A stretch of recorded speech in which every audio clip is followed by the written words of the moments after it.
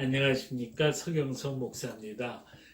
오늘 서경석 목사 TV에서는 5.18 역사 왜곡 처벌법을 어떻게 볼까라는 제목으로 말씀드리겠습니다. 더불어민주당이 의원총회에서 5.18 진상규명법 개정안과 역사 왜곡 처벌법을 당론으로 채택하고 이를 10월 27일 발의했습니다. 그런데 진상규명법 개정안은 여야가 의논해서 개정하면 되는 것이기 때문에 별 문제가 없지만 5.18 역사 왜곡 특별법은 5.18을 비방, 왜곡, 날조하거나 관련된 허위 사실을 유포하면 7년 이하의 징역이나 7천만 원 이하의 벌금에 처하는 법이어서 이것은 심각하게 문제가 됩니다. 국민의힘이 5.18이 민주항쟁임을 분명히 하고 있습니다. 그래서 김종인 비대위원장도 광주에 가서 무릎 꿇고 사죄를 했습니다. 저희도 5.18은 민주항쟁이라고 생각합니다. 신군부가 권력을 장악하고 김대중 선생과 민주화 세력을 체포하자 광주를 위시한 전국에서 항쟁이 일어났고 군부가 광주에 군대를 파견해서 항쟁을 진압한 것이 사실입니다. 그런데 5.18 전반부는 민주항쟁이 틀림없지만 후반부에 대해서는 많은 의혹이 있습니다. 몇 년 전부터 5.18에 북한군이 개입했다는 말이 돌았습니다. 그래서 5.18이 자랑스러운 민주항쟁의 역사이기를 바라는 사람들이 크게 충격을 받았습니다. 이 말이 사실이 아니기를 바랬지만 어느 누구도 북한군 개입이 없었음을 설득력 있게 설명하지 못했습니다.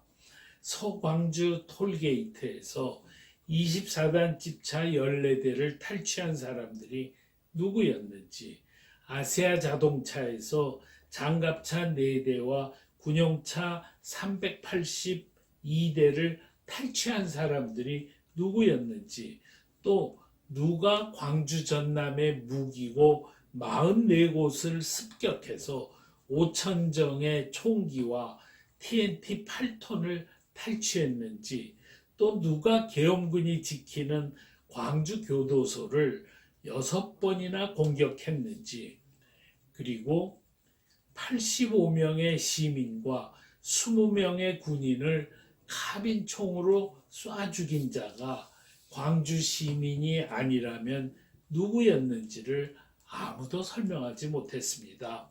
카빈총은 무기고에서 탈취한 총이고 국군은 카빈총으로 무장하지 않았습니다. 그래서 카빈총을 쏜 사람은 국군이 아닙니다.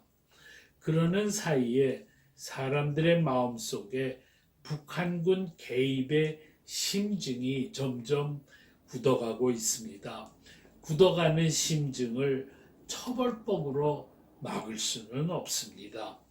정부 여당이 5.18에 대한 정부 설명이 절대적인 진실이라고 말하려면 이 의혹을 반드시 해명해야 됩니다. 무기고를 습격하고 군용차를 탈취하고 교도소를 습격한 사람이 바로 나다라고 누군가는 나서서 말해야 합니다. 그런데 이렇게 나선 사람은 지금까지 한 사람도 없었습니다. 윤장현 전 광주시장은 광주 시민은 교도소를 습격하지 않았다고 말했습니다. 그렇다면 북한군 개입 외에 다른 설명이 어떻게 가능하겠는가 그런 생각이 듭니다. 미국 CIA도 40년 만에 공개된 정보 보고서에서 북한군이 개입했다고 밝히고 있습니다. 만일 개입이 사실이라면 그나마 북한군이 국군에 의해서 진압된 것은 불행 중 다행이라고 생각해야 된다고 봅니다. 그런데 한국 정부는 아무리 북한에서 5.18 북한군 개입을 기념하고 북의 기념비까지 있더라도 북이 공개적으로 북한군 개입을 공표하기 전까지는 절대로 이 개입을 인정하지 않을 것입니다. 왜냐하면 그렇게 되면은 국군이 이 시민군을 진압한 것이 정당한 행위가 되기 때문입니다.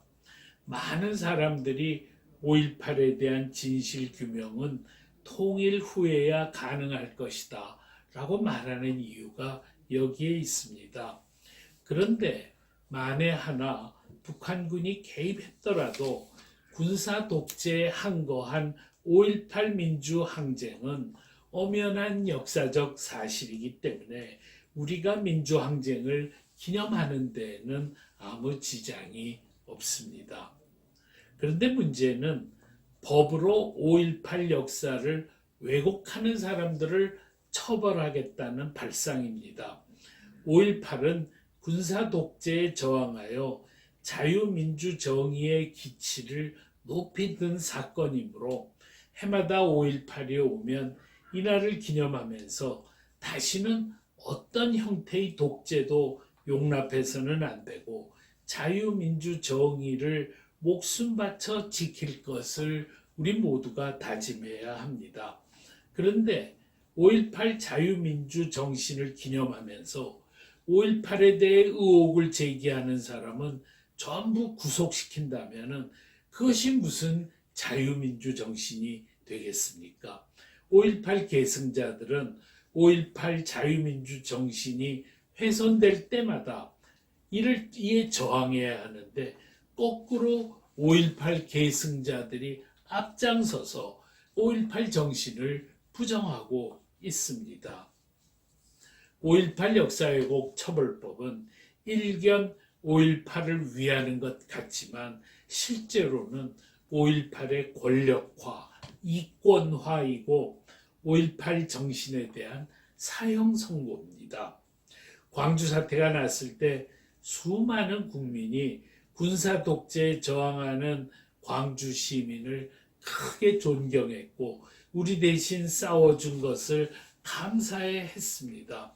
그런데 5.18의 이름으로 국민의 당연한 권리인 문제 제기하는 자유, 자유롭게 토론하는 자유, 진리 탐구의 자유를 가로막는다면 이것은 너무도 큰 충격입니다. 이 법이 제정되면 다른 사건에 대해서도 왜곡금지법을 만들 수 있고 결국은 언론의 자유까지 다 빼앗아 갈 수 있습니다. 광주 시민들이 이 악법 제정에 대해 침묵하고 나아가 공조한다면 그래서 이 악법은 5.18 정신의 배반이라는 소리가 광주에서 전혀 들리지 않는다면 우리 국민은 광주 시민에 대해 한없이 절망할 뿐만 아니라 광주의 후손들도 훗날 이 침묵을 한없이 부끄러워할 것입니다. 그리고 5.18은 민주항쟁의 상징이 아니라 독재의 상징으로 전락하여 역사의 쓰레기로 간주될 것입니다. 그래서 지금은 군사 독재에 저항하여 이 땅의 자유민주주의 실현을 위해서 앞장섰던 과거의 민주화 세력이 나설 때입니다. 그들이 역사 왜곡 처벌법 제정을 반대하지 않는다면 그들은 더 이상 민주화 세력이 아닙니다. 감사합니다.